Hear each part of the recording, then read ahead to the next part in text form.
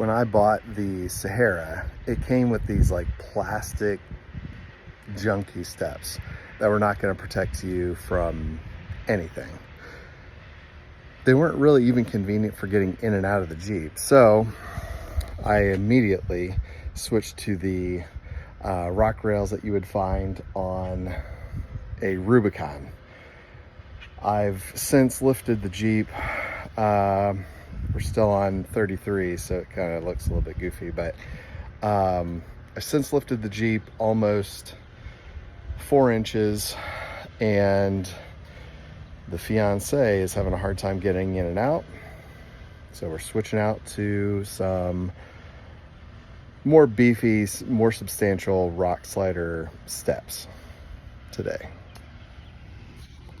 So I picked up these RedRock bars. They're solid steel. They do have a nice textured coating on them, but I don't think that it's going to be like super robust or anything.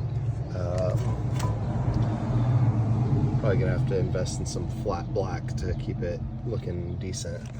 Like there's already a spot of rust on it already. Sheesh. Picked these up from Extreme Terrain for like $250. Figure I'll be able to sell these Rubicon ones for about $50, which is probably what I got them for. These ones do come with some stainless steel hardware. They do have nylon lock washers in them, or lock nuts. So one thing that I saw that I was a little bit put off by is that there's no torque specs for these, but we'll get it mounted up and see how she does. Now to remove the Rubicon, pretty straightforward. Come underneath the Jeep and you've got a 13 millimeter followed by 2 10 millimeter bolts on either side of that one. So there's 3 of these and 6 of the 10 millimeters. So I'm gonna go ahead and reuse the stock hardware. One, this is a 12 millimeter instead of the stock 13, which is annoying. Sheesh, already seeing more signs of rust on these brand new things.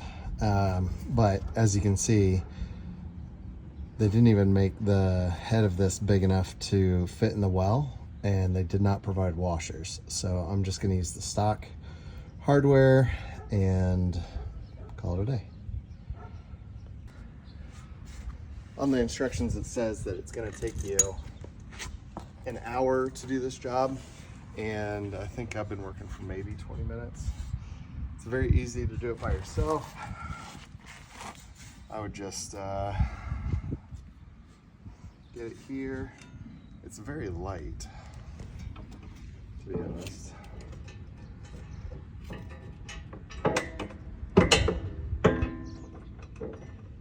I actually would say that the Rubicon rock guards are actually heavier than these.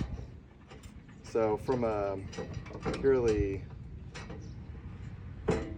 how much protection are you going to get, I would say that the Rubicon ones are actually going to give you more protection if you're doing any like serious rock crawling. But for the weekend warrior like myself, the convenience factor of being able to have my fiance step into the Jeep without breaking her neck is more important. And another thing to note is the RedRocks are only held by these 2 points, whereas the Jeep stock ones are held in 3 different places.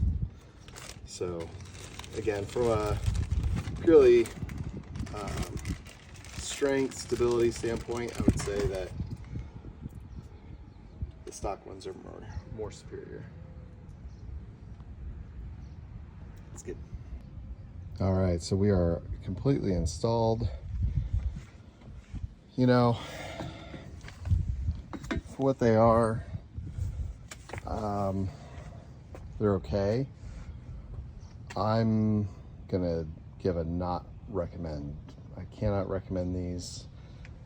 They are not as strong as the Rubicon rock rails. They do have the functionality of being able to have the step if you have a lift, but honestly, I'm really disappointed in the fit and finish. You can see like there's art, like the finish is flaking off. It's yeah, several spots where they just didn't adhere correctly, I guess. And if you notice, I'm 230 pounds, and when I step on it, it does pivot just a little bit. I think they should have added a support where the other stock support would be. They're lighter than the Rubicon rails, and the Rubicon rails actually are just a little bit longer, because the Rubicon rails wouldn't even fit in the box that it came in. So can't recommend these. Probably gonna leave them on for just a little bit, talk to Extreme Recon and or Extreme Terrain and see what they're gonna do, but probably end up replacing these with something a little bit more substantial at some point.